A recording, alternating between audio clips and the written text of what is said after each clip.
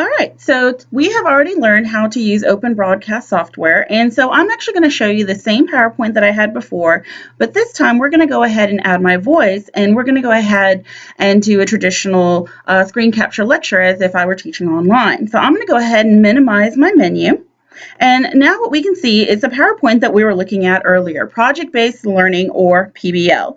So let's go ahead and talk about PBL or project-based learning. So all the information does come from a previous project that was done before. You can, of course, go online and check out any of the resources that you want. And so let's go and talk about what is project-based learning. Well, basically, project-based learning is basically where you include multifaceted projects. So you're going to have several different projects that are composed of different parts. You're going to have a driving question. And so let me go ahead and change my pen here to a highlighter, much better. And so you're going to have this driving question that basically guides the learning as well as student choice and voice. And we're going to talk about all of these items as we go. We're going to have a real world focus.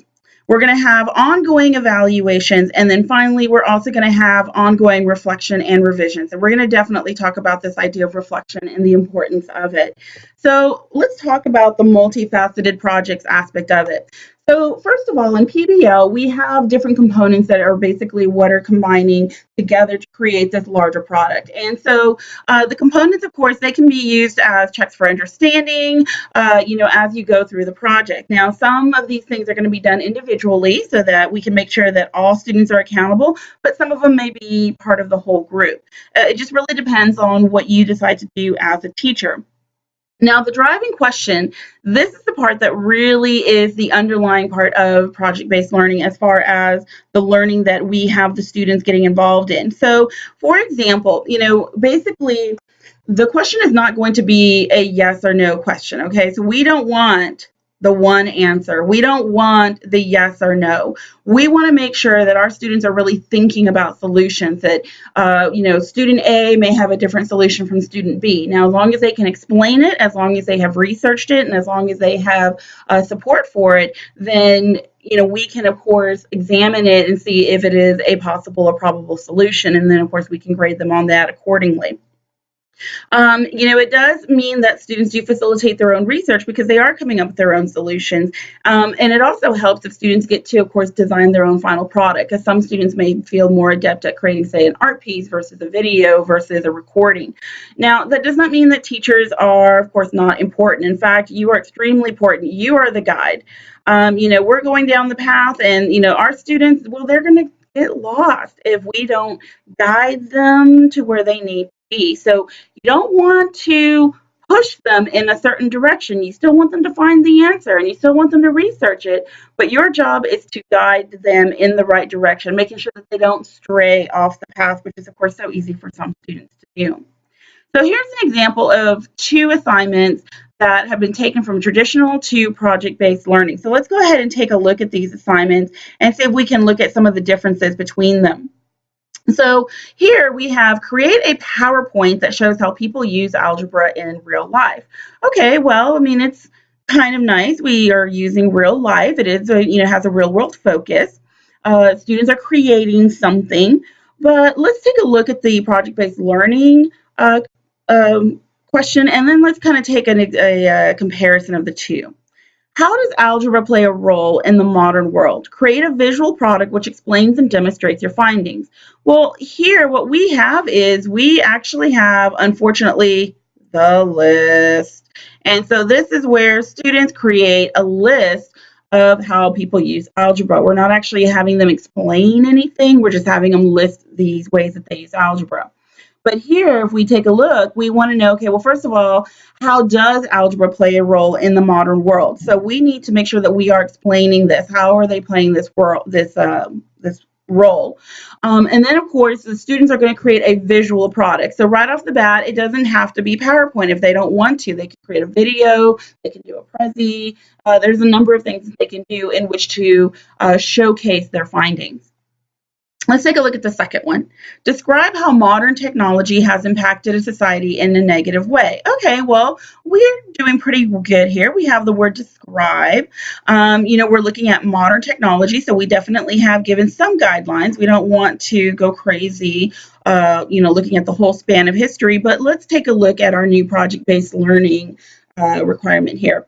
With the benefits of technology also come the negatives. In your groups, identify at least 3 technology-influenced problems that have a profound effect on society and possible solutions for each. All right, so as we can see again, what we're doing is we are having to, first of all, identify 3 problems. So right off the bat, the students are going to have to research and identify what they perceive to be problems. And this is, of course, student driven, because what may be a problem to me may not be a problem to someone else, and vice versa. In addition to identifying the problem, and so that's kind of where we end here, they also have to discuss, okay, how they have affected society, and then what are some possible solutions for each of these. So if a student identifies, let's say, divorce as being a technology influenced problem, well, then they're going to have to explain, okay, how does it affect society? The divorce rate has maybe increased or gone up. And then they're going to have to identify what are some solutions. So if they're saying technology has caused divorce problems, then what are some solutions that can be put in place to solve this? So again, we're having students go further with their thinking. We're having them, of course, having them do more research. We're having them do more creative-minded research as well as creative-minded solutions. So student choice and voice. Now this is extremely important, and this is pretty much what makes project learning so effective, because as we know, students really like to have control.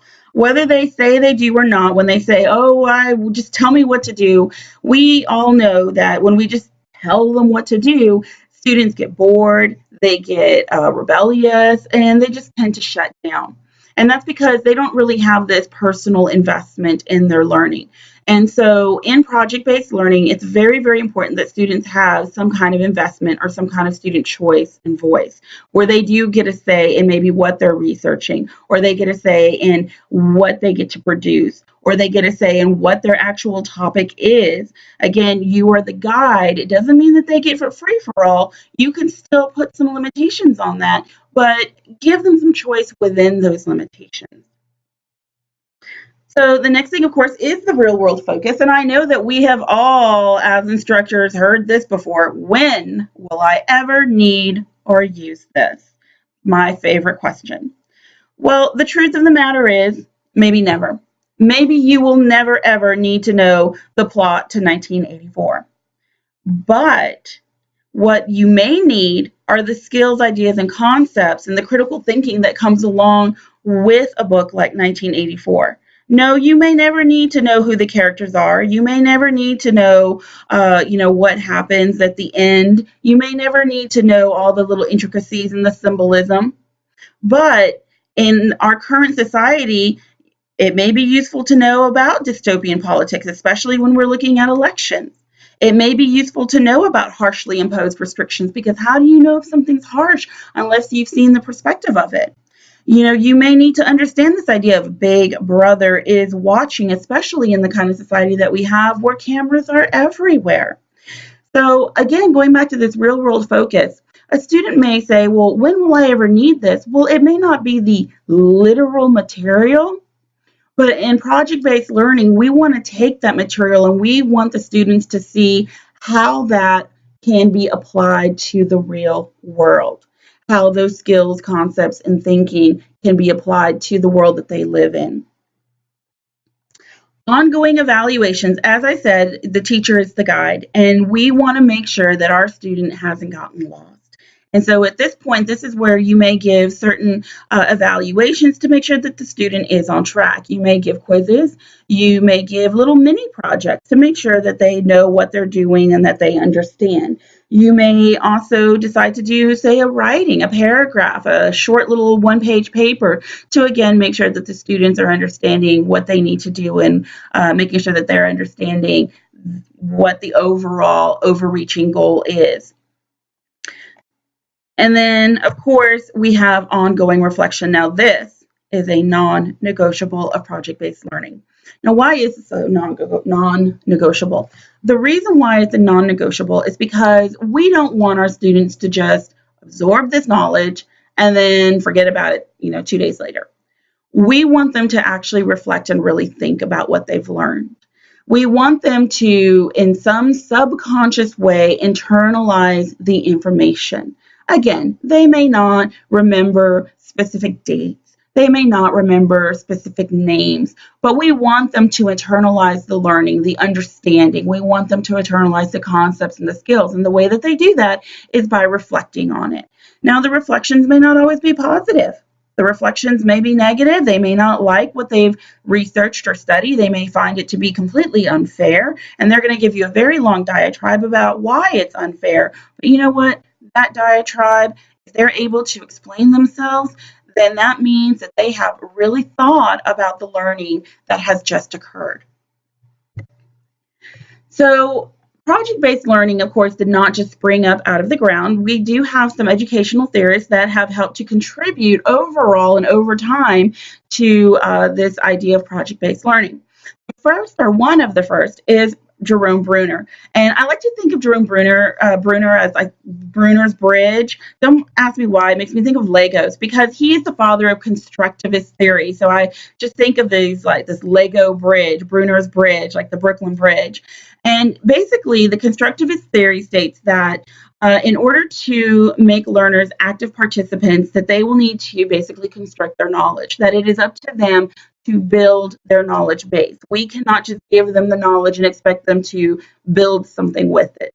And so Bruner, constructivist theory.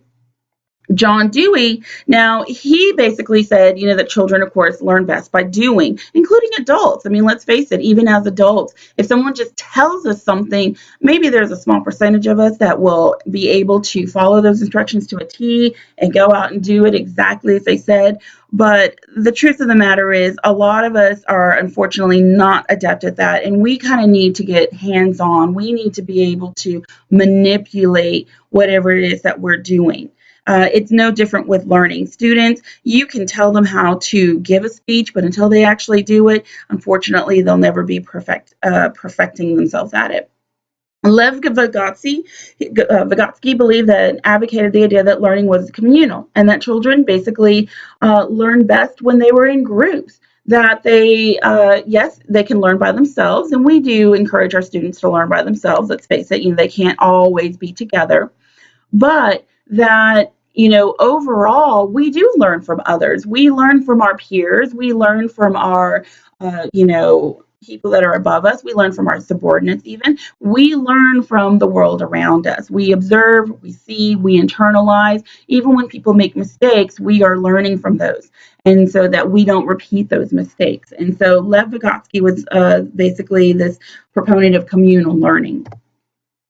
And so let's go ahead and talk about technology and project-based learning. Now, right off the bat, I want to stress technology is actually not required for a project-based learning. Now, is it great? Absolutely. It's great for project-based learning, but it's not required. And the reason I say that is because some schools just don't have the budget for it. When we get to smaller school districts, when we get to districts that may be more in the inner cities, they may not have access to as much technology as other schools. And we definitely don't want to tell, any kind of teacher or student that they can't do project-based learning just because they don't have a fancy schmancy computer. There's nothing wrong with using poster boards and construction paper and creating these beautiful, elaborate designs. But at the same time, technology is, of course, a boon. And so what does it do for project-based learning? Well, it does allow for more research options. When we have technology, we, of course, have more access to online databases as well as, of course, the internet, books, and so forth. It does allow for increased creativity and innovation. Again, one of the aspects of project-based learning is for students to possibly have a choice in how they present their final product. And so this basically opens up that door for them. They may decide to do something completely different. They may decide to do a music video. They may decide to do a comic strip. As I said, they may decide to do a Prezi. They may decide to do their own screen capture lecture. We never know. It does allow for the usage of a variety of technology tools. Now, we are, of course, in a 21st century technological society. We want students to be adept at using technology. We don't want them to be afraid of it. Even if it's difficult, even if it's new, even if it seems a little scary, we want them to get used to using computers and technology so that when they do go out into the real world, when technology is placed in front of them, they are not shrinking away from it. It does, of course, allow for time efficiency. I'm all for pen and paper. Do not get me wrong. There's plenty of times that I will encourage my students to use pen and paper and that I find it to be necessary. But in the end, when it's time to write that 10-page paper or when it's time to create the video, it's a lot easier for a student to, say, create a video than act out an entire skit in class. It's much easier for a student to record the song that they've written rather than pulling out their guitar and any other instruments they may need and actually sing it in class. So it does allow for time efficiency. And then last but not least, it does help with group communication. We know that we have Skype, we know that we have Facebook, we have email, we have Google Hangouts, Edmodo, Wiki. There's so many softwares, products, and things out there that basically allow groups to get together and communicate across large distances. And so this definitely does help, especially when you are working in groups for project-based learning. In fact, it's not unusual to have different classes work together. So you may have Mr. Smith's class and Mrs. Thomas's class work together, although they're in two separate parts of the building, or even people from other countries, other states, other schools, and so forth, because we do have this access to group communication. So hopefully this lecture has helped you to better understand project-based learning. I encourage you to take the quiz at the end, and hopefully you will get a perfect 100. Thank you so much.